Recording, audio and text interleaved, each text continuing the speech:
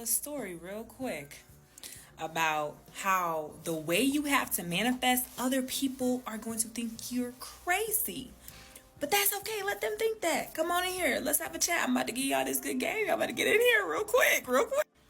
Listen, so I'm gonna tell y'all a little quick story. And if you're gonna watch my last video, this is the intro to like about how I manifested, right? Okay. I'm gonna tell y'all a little quick story. My cousin, right? I moved to Georgia in November. I had transferred my job. I was working a retail job at the time. I transferred my job down to Georgia, store. And I started staying with my cousin, and I was supposed to get an apartment down here at that time. My cousin literally used to tell me like every day, like, you know, he's like, you just have the type of crazy faith. Like, my faith is just not where you are. Like, there's certain things that just have to make logical sense. That was his reality. My reality, I'm a master manifester, baby. Like, I ignore everything that is not where my desires are. Energy goes where focus flows, right? Where energy focus, y'all know. Okay, so your energy goes where your focus flows. So I literally knew for myself, like, okay, everything else, even him saying that, I remember him saying that, but I was blocking everything out. I didn't see anything. I didn't see any denials of any. I didn't see anything. I didn't see credit score, nothing. Not just bank. I didn't see any of that. I just knew where I was going, right? Okay, and so at first, when I first got down here, I had moved from with that cousin in that job position to a different job position. And I asked God specifically for a job that made a certain amount of pay to be able to do certain things and be able to support a lifestyle that was livable at the time, right? And I got it. Like, y'all, and I'm not going to even tell y'all how I had to take a drug test. Now, I'm from Michigan. Everything is legal, you know what I mean? And so I had to take a drug test, long story short. And that part even, ding, do you hear me? Do you hear me? Sorry about all that banging. Somebody, they down there doing construction and stuff. Okay, right? So I'm living with my cousin. That's how I originally got down here back in November. Follow my timeline. Happened real fast. It's been less than a year. It's not November yet, is it? Okay, come on, stay with me.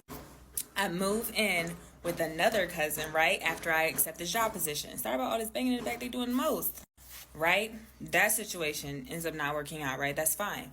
But remember, I told y'all in the beginning, I asked God for a job, right, that could support a certain type of living and for me to be able to afford a lifestyle for myself, right? And originally, it was to have my own place.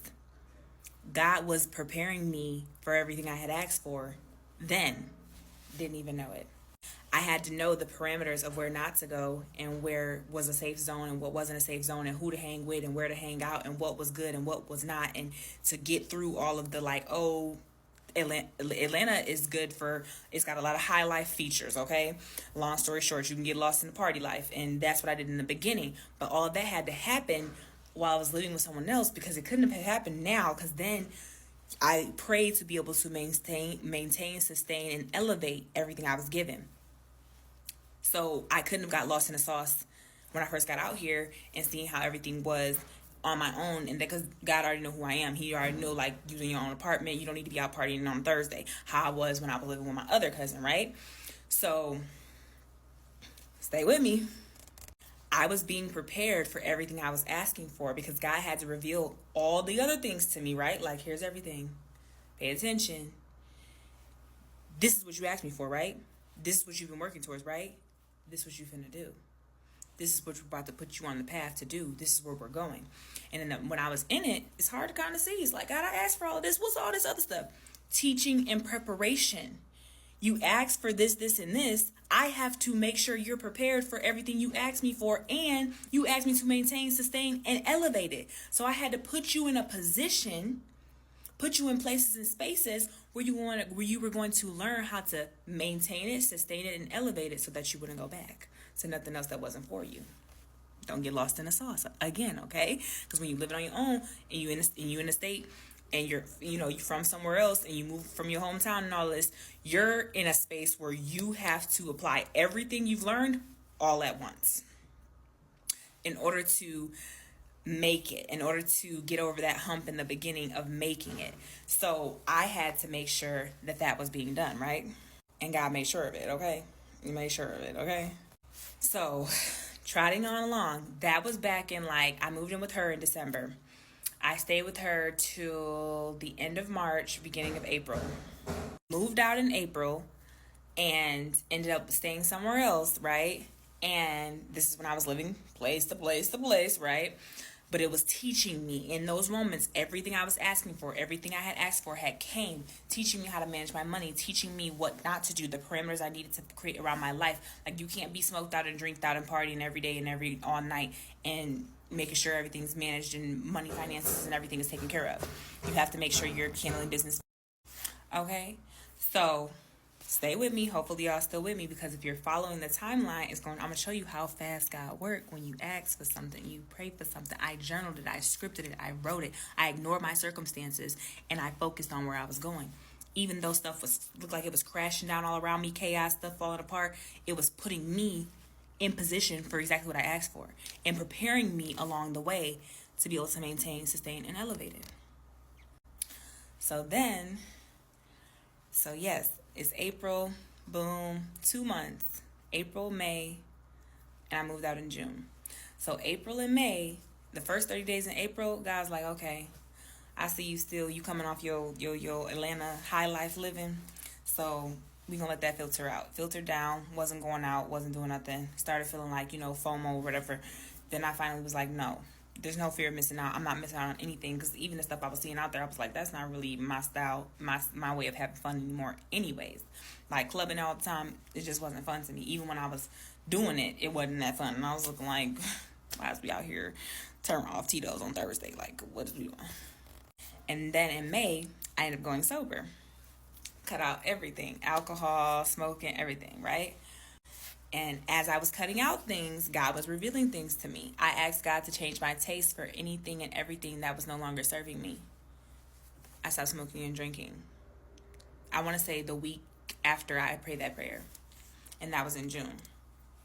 And I didn't even have a taste for it. I didn't have a craving for it. None of that. It was all gone. Like, y'all know if you was ever a smoker or drinker, you'd be having a little like, I want to drink, I want to smoke. It was none of that. It was gone.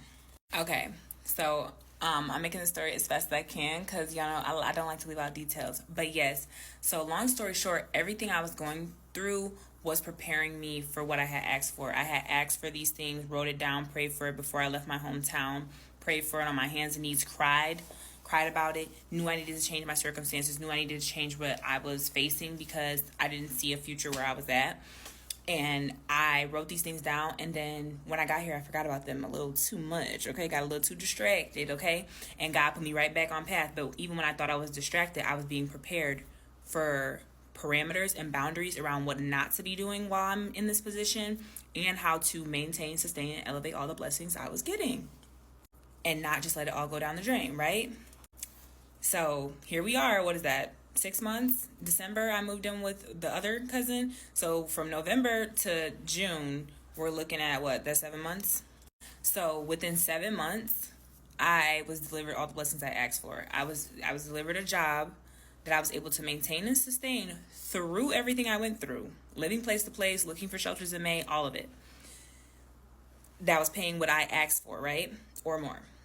And then I was delivered my place in June, my own place. And God said, you're the one who tried to come and choose the way you wanted to go and thought you was going to run around and do all this other stuff.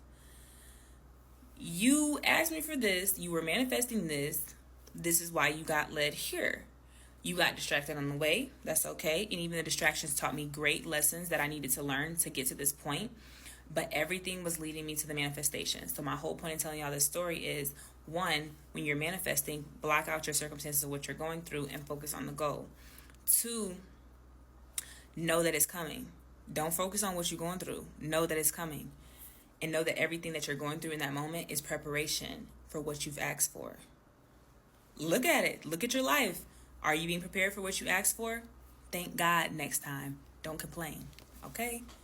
And I can teach y'all more on manifestation if you want. Okay, so this is going to be like a little part 2 from the last story time I was telling y'all how I manifested leaving my hometown in my own place, right? Come on in here, let's have a quick chat, right? So the same cousin, this is how the manifestations continued, right? So after I moved into my place, I didn't have any furniture, okay? I didn't have any furniture. And so I needed a bed, right? And the same cousin that I was living with the first time in November when I was, okay, same cousin I was living with in November, first cousin, right? He didn't even know. The same cousin that was like, your manifestation, like this faith you have is just like bigger than what I could ever imagine. Like you have a lot of faith. Like, I don't know, my faith walk just isn't that deep, right? And I was telling him like my response was literally like, I don't know what to tell you. Like my reality, my faith walk, how I see things, I don't see and I hear anything outside of my desire where I'm going. Like even you saying that didn't take me off my path, right?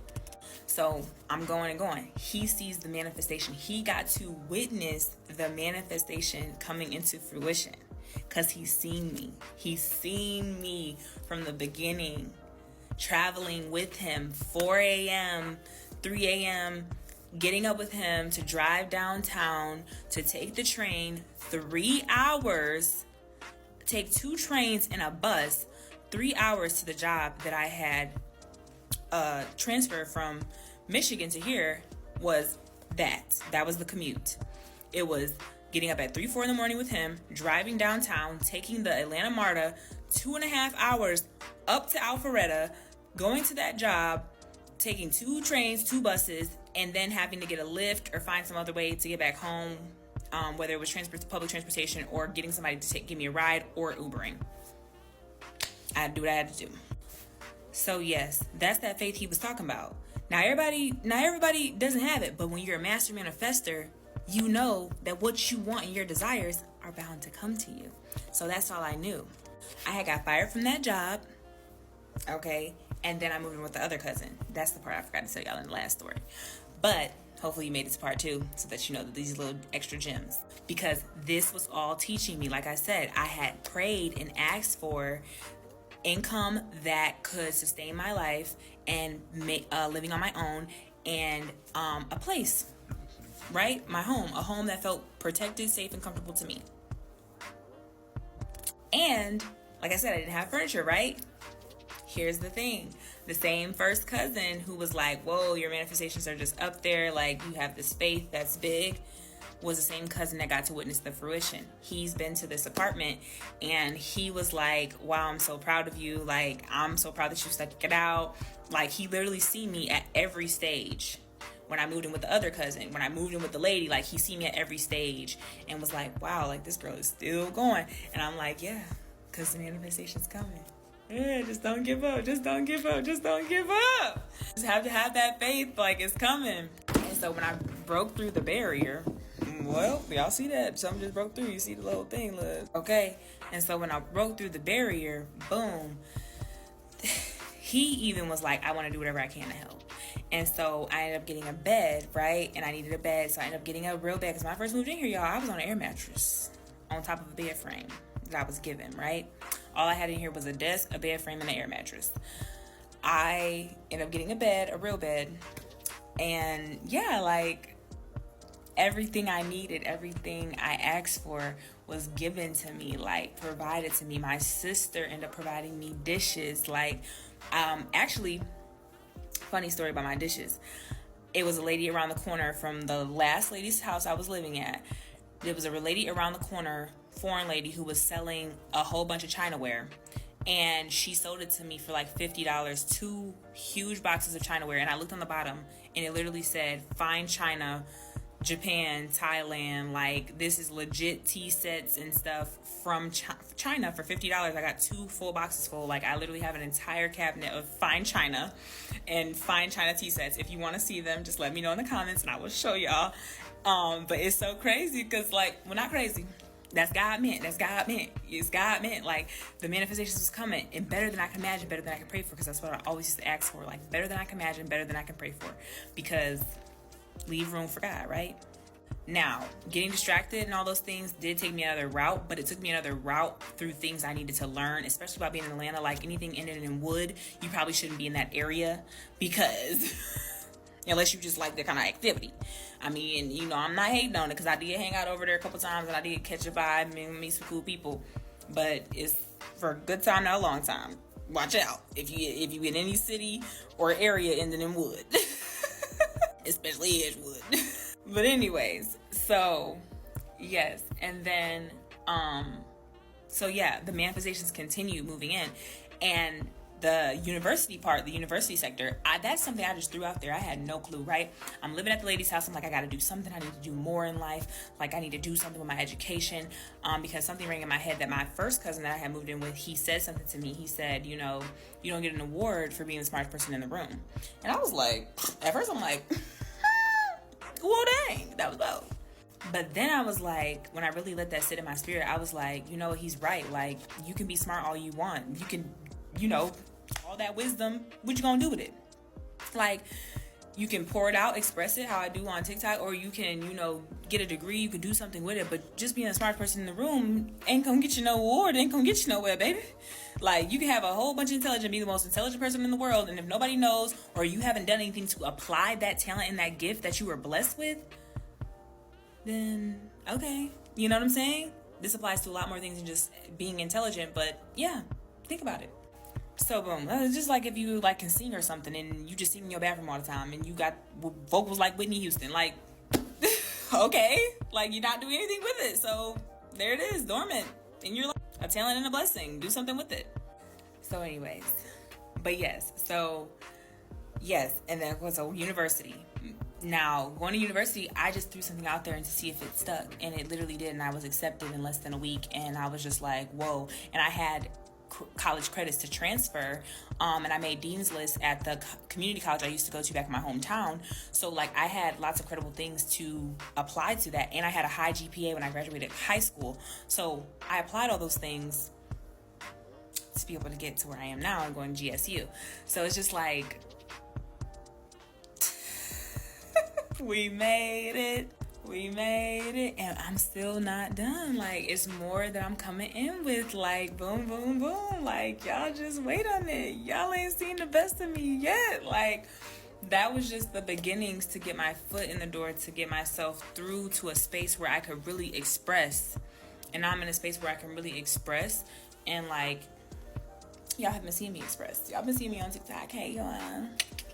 But yes, like, if you want more manifestation tactics specifically, like, on my YouTube channel, if you go to Miss.IlaJ, my old YouTube channel, that YouTube channel, the first, I want to say it's like the fourth video or something, I talk about how I manifested my downtown luxury apartment, and y'all, like, that was even like, people will think that you have lost it. They're gonna be like, what is this person doing? They need a solid plan. They need to go somewhere and get a 9 to 5, even if it's at McDonald's. They need to do something else with their life. Like, why are they doing this? Why are they wasting time? Like, they're gonna be thinking all of these things, and you just let them talk and let them think. You just let them talk and let them think. I don't care, because guess what? I know. I am the creator of my own reality. So I know if I say I want this thing, if I'm going this route, this is where I'm going, this is what I want, this is what I'm going to get. This is where I'm going, this is what I want, this is what I'm going to get. Have that kind of authority over your life and understand that that's really your power. Free will is your power. And even in the Bible, it talks about free will. Free will is your power. Do you know what that means? You have the authority over your life to do whatever you so willingly choose. Your life can be as extravagant and as mundane as you want it to be. It's all up to you, and there's no wrong or right way. But there is preparation. Preparation meets opportunity. Payment options. A preparation season a preparation season most likely precedes the manifestation, because if you want to maintain, sustain what you're asking and elevate what you're asking for, God has to prepare you for what you're asking for in a way that when you get it, you won't lose it.